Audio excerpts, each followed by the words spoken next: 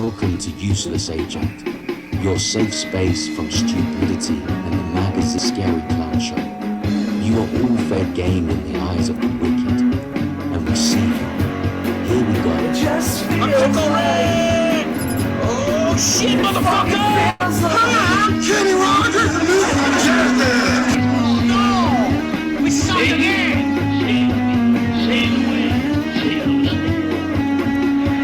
And the greatest arrogance of all, save the planet. What? Are these fucking people kidding me? Save the planet? We don't even have to take care of ourselves yet. We gotta learn how to care for one another. We're gonna save the fucking planet? The planet has been through a lot worse than us. Been through all kinds of things worse than us. Been through earthquakes, volcanoes, plate tectonics, continental drifts, solar flares, sunspots, magnetic storms, the magnetic reversal of the poles. Hundreds of thousands of years of bombardment by comets, asteroids, and meteors, worldwide floods, tidal waves, worldwide fires, erosion, cosmic rays, recurring ice ages.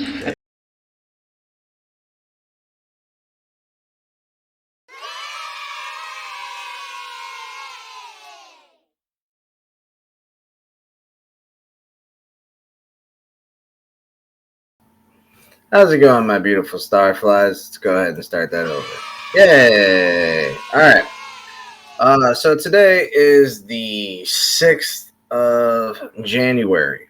Now, personally, I actually had plans yesterday that I got stood up.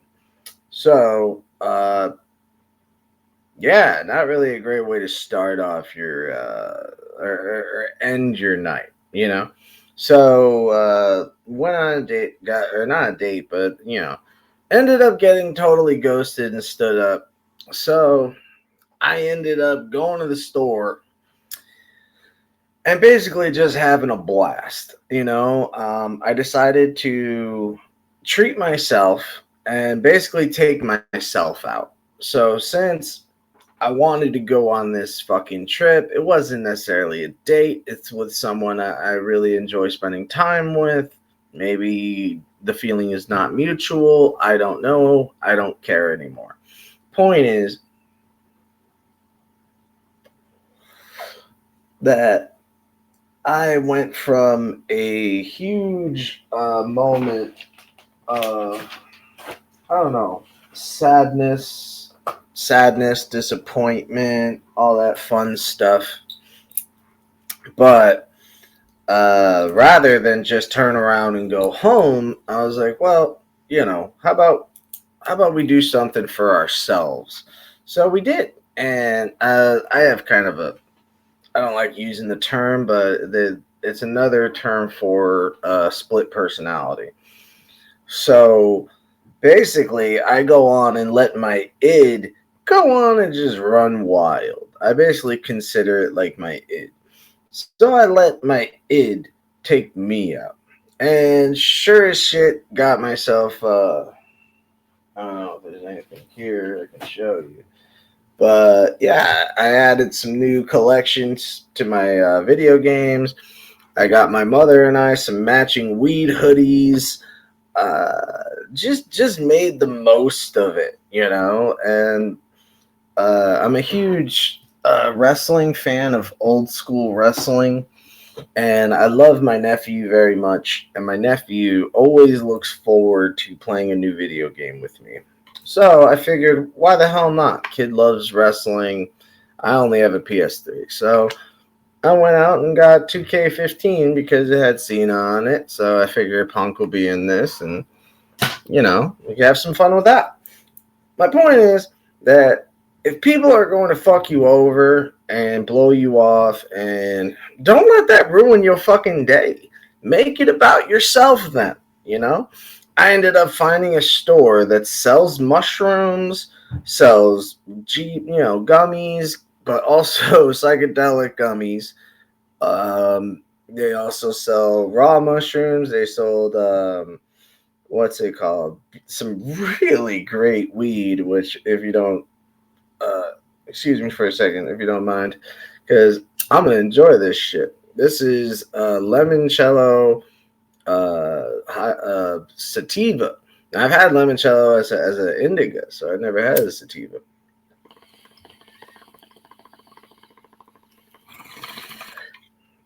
delicious. It's just delicious. It has a very crisp, clean taste to it. I really like this stuff. And for $10 a gram, you ain't getting a better deal than that. So, yeah, I highly recommend everybody go to the store. It's over on Belmont near Clark. Just make sure you leave me some weed to buy. I normally only spend about $40, but hey, leave me some bud, all right? They got some pretty good selections. And so I turned a negative into a positive. But that doesn't mean the negatives didn't just keep on coming and keep on coming. So it reminded me of who in my life are the fakest people and who are the people in my life that is just going to let me down every time. And so there's a certain realism that you have to have with yourself. Now, I want to use this as a perfect little segue, and then we change this topic, and we're going to show you Cat Williams talking about a fellow actor who tried to claim that he was originally going to be Money Mike in Friday After the Next. So Friday After Next was supposed to have this other dude. And what I found most interesting is that the film Friday After Next, which I absolutely love. I was never a big fan of Next Friday. I love Friday. Next Friday was all right, but I mean, I ain't going to watch it more than twice. And then Friday After Next came out, and that shit was hilarious to me. I love Terry Crews. I thought he was a perfect fucking replacement for a Debo character. Because if you're gonna have a hood comedy, you're always gonna have that Suge motherfucker. You always gotta have that big lurch motherfucker. So Friday After Next has a scene with Smiley, the actor. His name is Smiley. And he goes off and talks some shit about how Cat Williams was not supposed to be Money Mike. First off, I'm like, dude, what does it matter? The movie's like almost 20 years old now. Why are you trying to, use this lame claim to fame? And this is like the perfect definition of like that song by Weird Al Yankovic, just a lame claim to fame. So we're talking about being real. So I want you to see Cat Williams, and you can tell right off the bat this motherfucker's real. And not only is he real, but he understands comedy, and he understands, he understands his craft. So I really want to show this because it shows exactly like how I feel about the situation that I'm going through, in which it's like, why can't people just be real with you?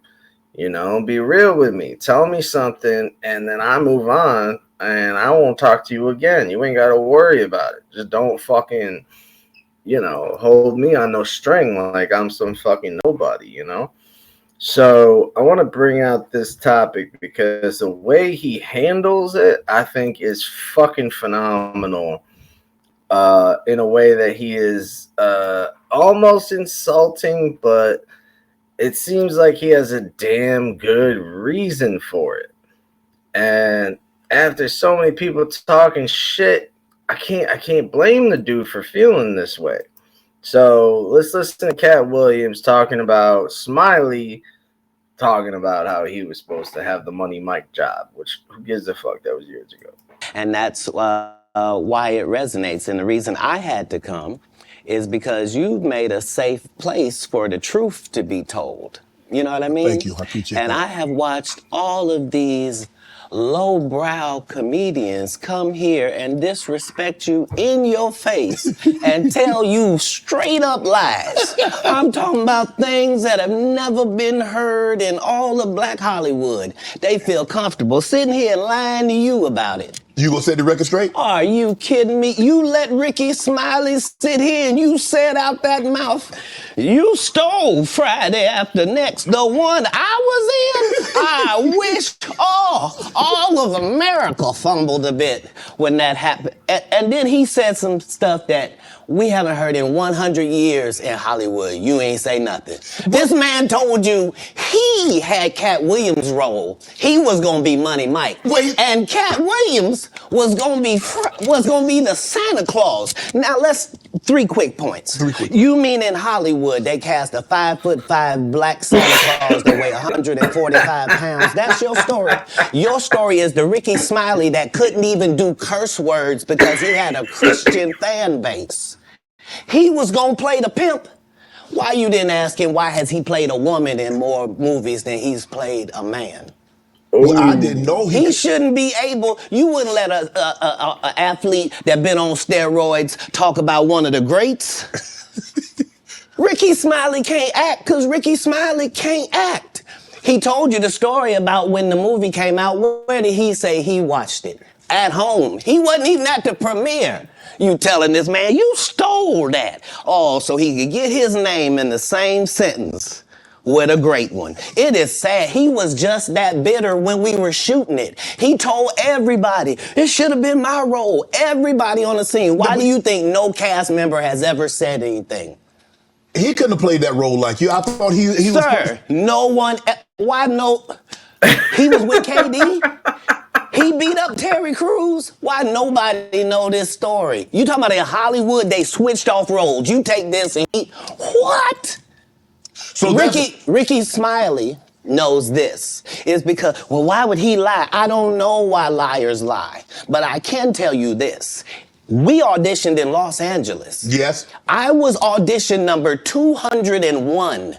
200 black comedians auditioned for the role of Money Mike with me. You're saying all 201 of us was auditioning and you had already had the role and had already... Now, see, he's making a lot of sense here. Now, the reason why I bring this up again is because of how real he is being. And let's remember Friday After Next, the movie had a kind of like a crackhead Santa Claus running off and stealing people's shit. It wouldn't have made sense. He wouldn't have made a good Money Mike. I mean, the fact that we're even talking about a movie that is so fucking old that some dude is still trying to make a lame claim to fame on it, I mean, that's sad on its own. But the fact that you're trying to take away somebody else's thunder, trying to take away somebody else's accomplishments, to me, that's just goddamn pathetic because, I mean, I've dealt with that myself. I remember specifically being at a party and I met this really cute girl. And this is in, I want to say 2001. And so I met this real cute girl at a party. And, you know, it was a very music-oriented party. There's a lot of, you know, underground bands being played.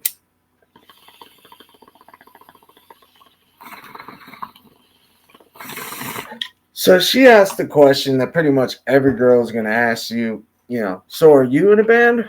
And of course, just like everybody else, my answer is yes.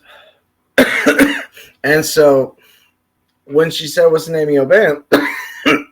I told her the truth. And I said, I'm the singer of Stone Public. Oh, I'm sorry. I just said, yeah. I'm in a band called Stone Public. Now, at the time, Stone Public was being played on the radio on Local 101, just the local band station. Every Sunday, they used to have a thing about it. So it was like a weekly show.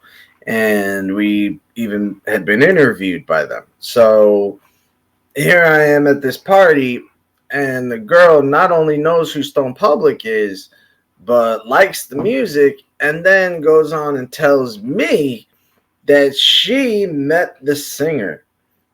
I am the singer.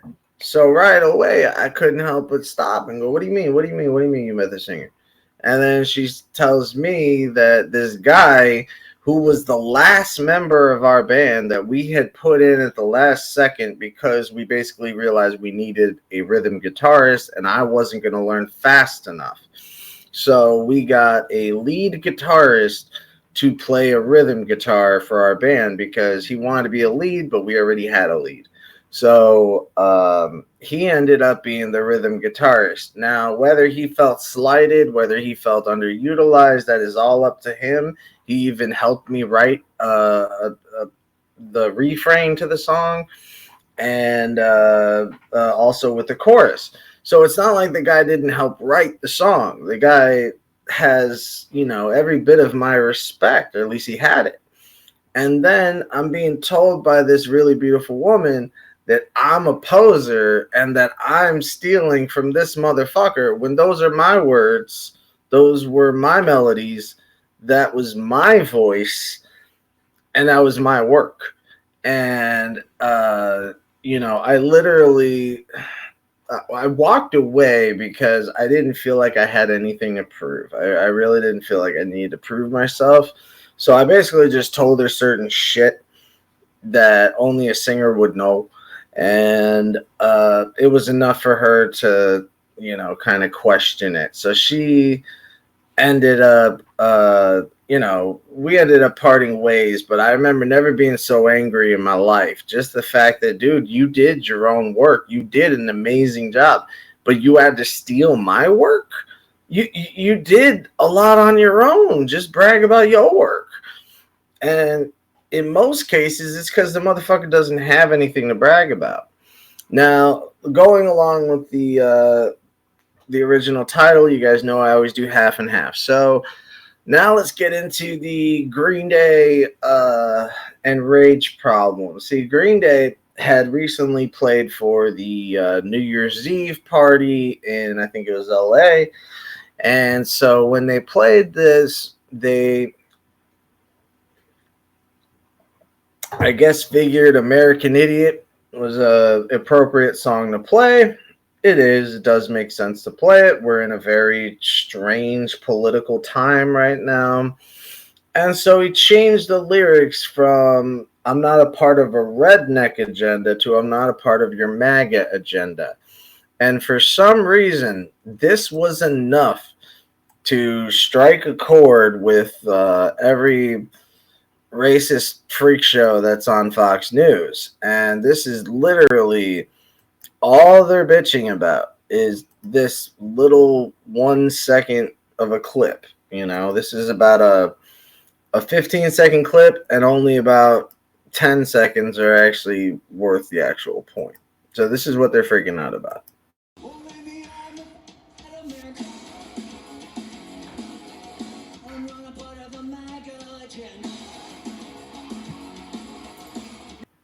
That's it. That's the whole point of this entire fucking big argument. The fact that he changed "I'm not a part of a redneck agenda" to MAGA agenda. Now, what's funny about it is that you have these morons saying that this was their biggest hit and an unnecessarily political thing. And so I want to go ahead and play that real quick, because that's what really cracked me up, was their take on what they thought the song was and what they thought the song was supposed to be. And it's just, again, it shows you that music is always, relative. It depends on how you see it. But this is just funny. That song, the original song, was actually a post 9/11 song because the band at the time was upset about what was happening overseas in the Iraq War and all that. Wrong. The song was not about 9/11. The song had absolutely nothing to do with 9/11. Even the song "Wake Me Up When September Ends" was not about 9/11.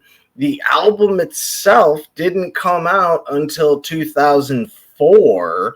So obviously it's not about 9/11, because that's a dead topic and no one would bring up a topic like that unless you're a shitty country musician that loves to rip off of the sadness of American fucking people.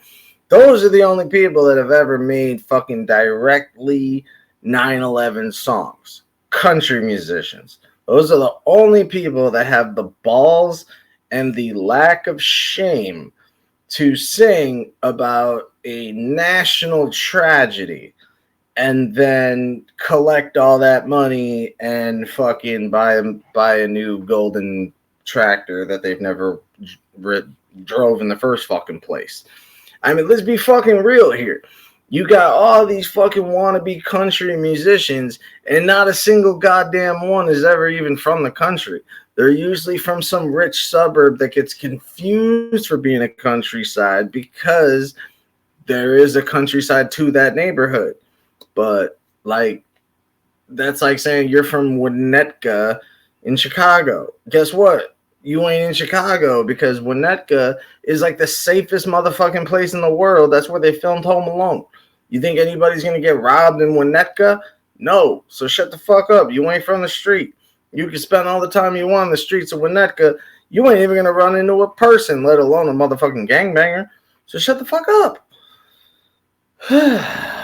So, I had to turn it off because she's so stupid. So, for one, it is not a response to 9/11. 9/11 happened 3 years before the album even came out. The song was not just about the Iraq War. It wasn't about just the project Operation Iraqi Freedom. The song itself was angry at the agenda of the Republicans.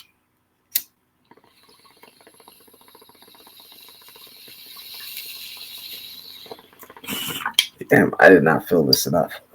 So, again, when he says, I'm not a part of a redneck agenda, he obviously is referring to George Bush and Dick Cheney going through every goddamn country like Lebanon, Syria, Iraq, Iran. I mean, remember the whole point was that they had a strategy where they were no longer just going to go after Iraq. They had changed it up. So no, it's going to be Iraq. It's going to be Lebanon. It's going to move forward rather than just the focus of one country. And,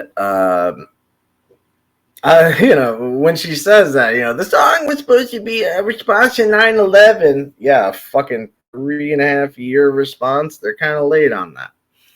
No, the point was in Wake Me Up When September Ends, it was about his father dying. And his father had died when he was young. And so that's what he was talking about. Actually had nothing to do with it, with September 11th. So now, speaking of politics and music, segue then, everyone fucking dies. All right, so the next thing finally is Rage versus Rage. I've already finished off Green Day versus Maga. Green Day wins because Maga is fucking retarded. So finally, we're now on to the Rage issue. Now, the Rage issue, is this really that interesting? I don't know. It's up to you. I don't necessarily think it is because I never thought of Rage as a band that was going to stick around. So maybe this is just in the eye of the beholder kind of thing. Maybe this is just the entirely dependent on the expectations of the fandom. Now, the fan that I am, I appreciate Rage, and I appreciate everything they have done for not only me, but people my fucking color. The dark guys that were always told they couldn't be rock because we were dark. And, there are so many people that can look at me and be like, bro, you're white. And it's like, yeah, I wish I was sometimes because maybe then I wouldn't get treated like fucking shit all the time. I mean, when you're not white, you're not black, you're not even Hispanic, they don't know what to do with your ass. They really don't. And I sure as hell don't fit in with white people. So I never knew where the fuck I stood. So I just always stood in the back and said, all right, I'm on my own team. And as long as you cool, I'm cool with you. I don't have any tribal mentality because I got no motherfucking tribe. Now, we're going to be talking about Rage Against the Machine. Now, again, I love Rage.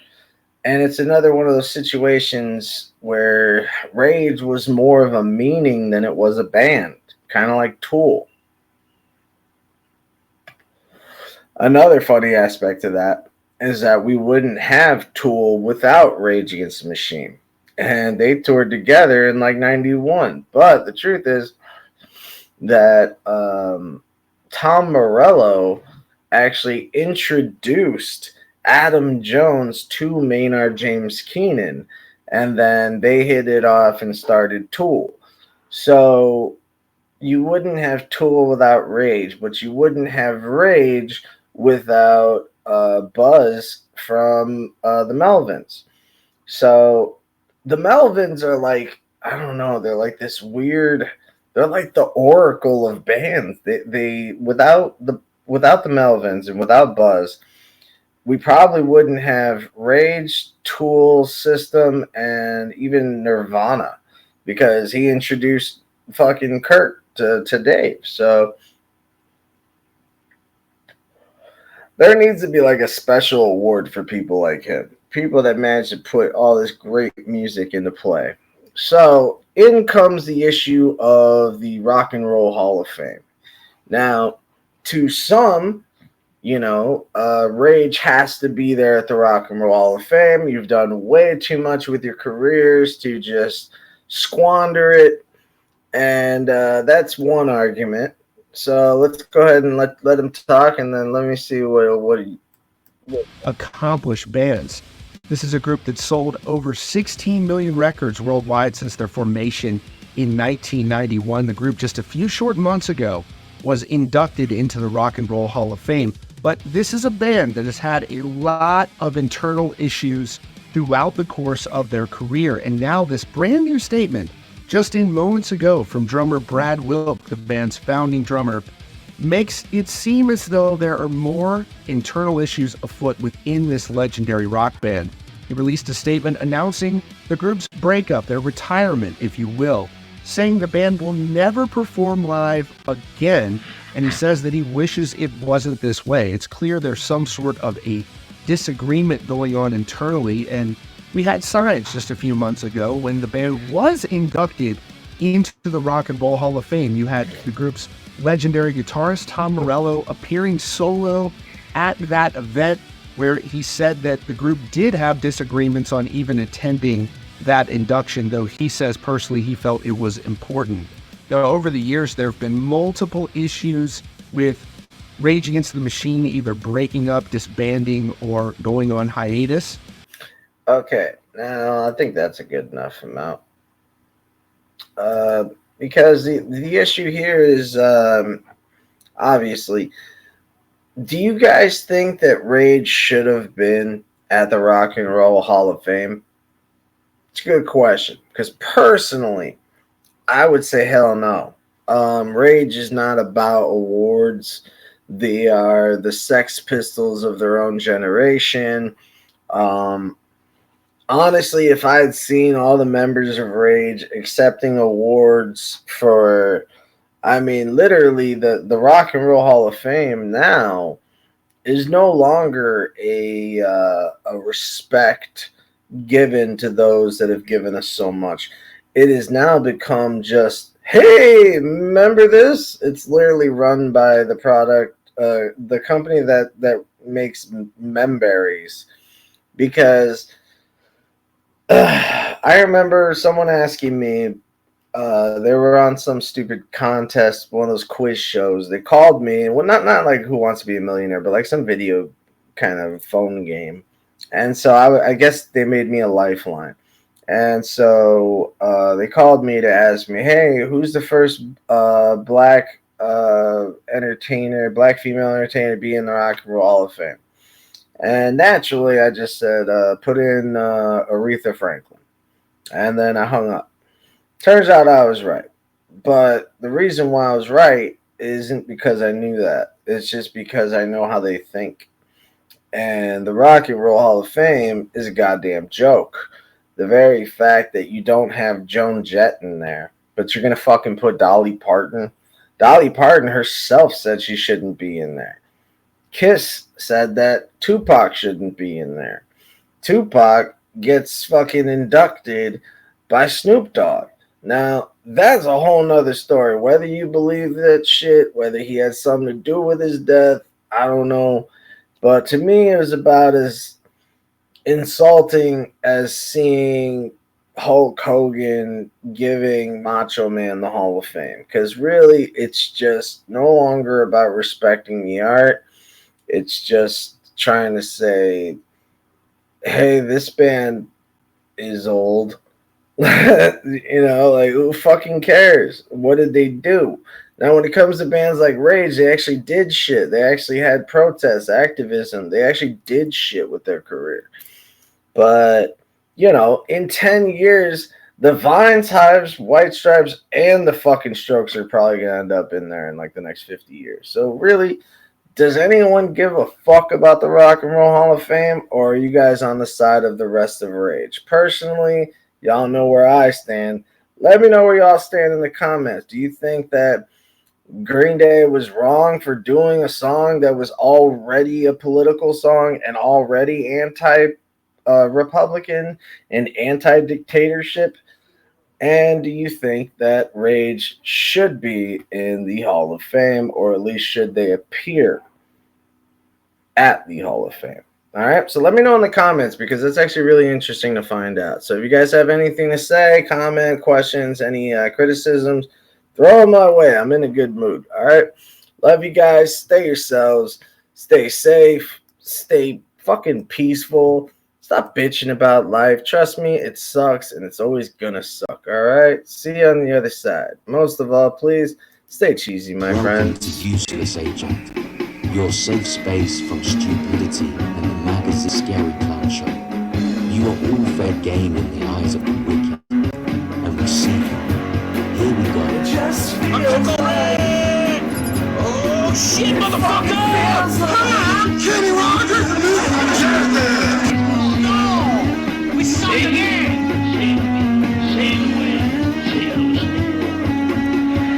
And the greatest arrogance of all, save the planet. What? Are these fucking people kidding me? Save the planet? We're not gonna have to take care of ourselves yet. We gotta learn how to care for one another. We're gonna save the fucking planet? The planet has been through a lot worse than us. Been through all kinds of things worse than us. Been through earthquakes, volcanoes, plate tectonics, continental drift, solar flares, sunspots, magnetic storms, the magnetic reversal of the poles, hundreds of thousands of years of bombardment by comets, asteroids, and meteors, worldwide floods, tidal waves, worldwide fires.